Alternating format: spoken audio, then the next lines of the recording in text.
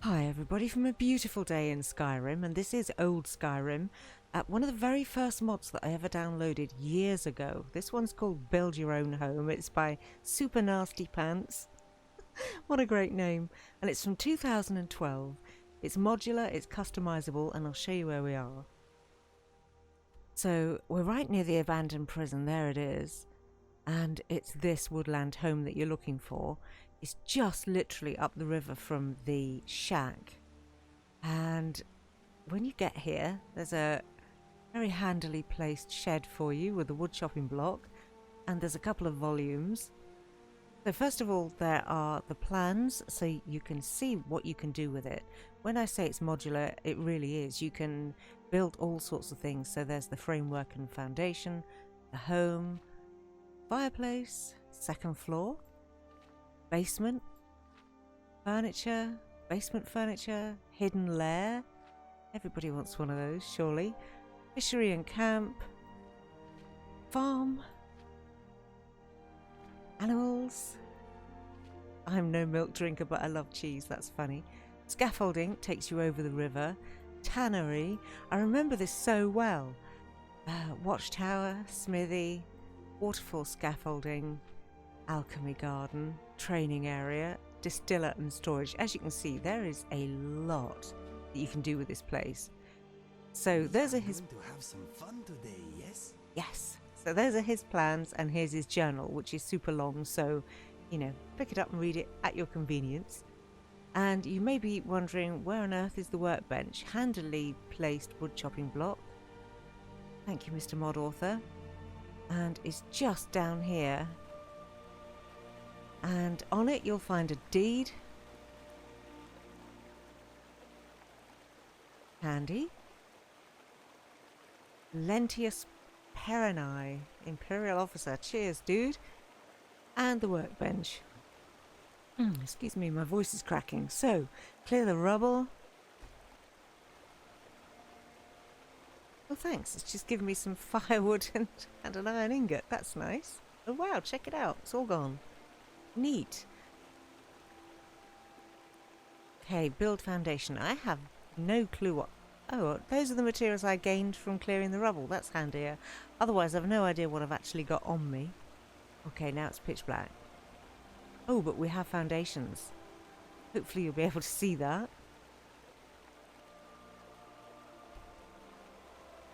Yay! Well, this is quick, isn't it? Isn't that just the, oops, the tiniest little... This air is pure and clean. Sweet cabin? Okay, well, we won't go in there yet until it's decorated, because I'm assuming it's just going to be empty and pretty dull, and it's very small right now. Oh my god. Okay, so where to start? I tell you what, I'll go ahead, build it all, and then I'll come back and show it to you at the end. Alright, I'm back and it's all done, and that was annoying. Couple of pro tips for you. The first thing is, make sure you're using elk hide and not deer hide, otherwise you will not be able to make the furnishings in the house. And the second thing is, do you know what? It might just be easier to grab the book and make a note of all of the ingredients that you need to build this place, because otherwise I just found myself having to constantly go and get more and more and more different things, and in the end I cheated and I console commanded the last few things. So we're back here where we started. I now have a cow and a chicken, a single chicken, wherever he's just disappeared to. I think he just fell into the landscape. And I also have a little veg garden, which is very cute, up here by the river. The estate is actually quite extensive now it's finished, as you can see. Look at that. And it's a right mix muddly. It actually proper feels like you've come along, you've found this space, and you have just made it your own. Really. Just, you know, added on every single thing, which I have done. I've built everything just so that you can see it, even though certain areas I probably wouldn't have, like this really grim tannery over here. I guess, you know, you can just disable some of these things, but yeah, it's got everything. You have a dedicated tannery here, and then up on this watchtower a brilliant smithy. I mean, the views, oh my goodness, just gorgeous. Don't you think? So that's nice. And there's plenty of storage as well. This mod, for all that it actually does feel to me to be quite old, nevertheless, I was really happy to find it again because I was like, oh my god, I'd completely forgotten about this place. And there's another one that I still haven't found, probably about the same age as this. If I could only remember where on earth it was located, that would help, but one day I'll find it. So continuing on over this end, we've got a fishery and an outside camp, somewhere to dry off your fish and herbs. And the cabin's now got 2 stories. And then over this side, you can choose, by the way. I just chose the Stormcloak banners, but there's all sorts of other choices that you can make. There's also somewhere to practice your archery. A massive distillery, and it's a bit laggy around here. Not quite sure why. And then down here, the most lovely little alchemy place. Very, very nice. Love this little corner. Probably gets soaking wet in real life, but hey, it's nice. And these are Mentha's bug jars, by the way, if you haven't seen them before, and I'm sure you have. If you've seen any of my videos before, you'll have seen these. And they are things of beauty. So here's your alchemy lab. Lighting's a little flickery. But yeah, this is the nicest part of the whole place for me. I love it up here. Now when it comes to decorating the home, you've got choices. You can choose themes. I think one was Nord Warrior, one was Assassin. I've forgotten what Thief and Mage. I chose Mage just, you know, by way of a change. Not the sort of thing that I would normally... Well, I guess it is probably the sort of thing I would normally go for. So, here we go. It's ever so titchy and everything is movable, so naturally the minute you leave it falls off. As you can see here, with these bug jars, they're all over the place. Oh, that drives me up the wall. But there are actually some really nice little bits of deco in here. A couple of mannequins, an arcane enchanter, some bookshelves, potion storage, soul gem storage.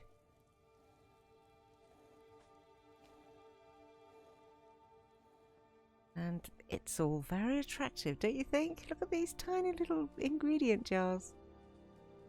Super cute. Bookshelves. And then, oh, by the way, you get pets. They're just in here when you get here. There's a couple of rabbits and a fox. Oh, there he is.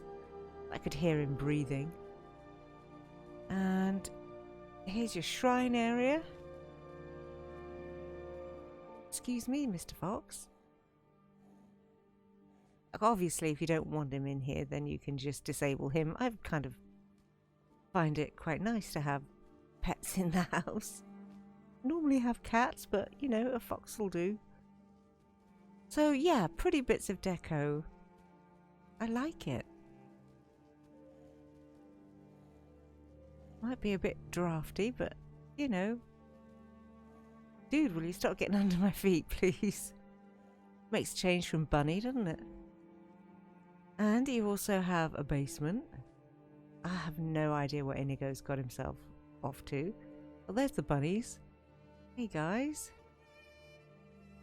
Somebody else for me to trip over. Bit of understair storage. Okay, so the basement. It's kind of, it's big, but there's not a lot in here, really. There's a big old junk pile in the corner with a pitchfork. Some food and storage. Bookshelf. This is your kitchen, by the way. And, you know, this is quite nicely done, don't you think? Give you some room. Like the little cheeses and... Yeah, you can see how old it is. There's no oven in here, just a cooking pot. And here's your arcane enchanter with a skill book, which has fallen off. Scroll storage. And it's it's neat. I love these. So that's it. There's a lot of space, a couple more mannequins and some bookcases. And because I chose the mage version, I don't know if it's because I chose the mage version that I don't get a hidden lair, or if it's because I'm neither a vampire nor am I a werewolf. But there should be a button, depending on your choices, sort of here-ish, which would enable you to go into the hidden lair. I'll quickly show you what it looks like. Obviously mine's empty. But it's quite a big space. And there's the activator button for the other side. I'm guessing that bookcase just swings out. But yeah, it hasn't worked for me. And I don't know if that's because I don't meet the requirements or because I done messed up with my building. I'm not sure. But yeah, it's a big old cave.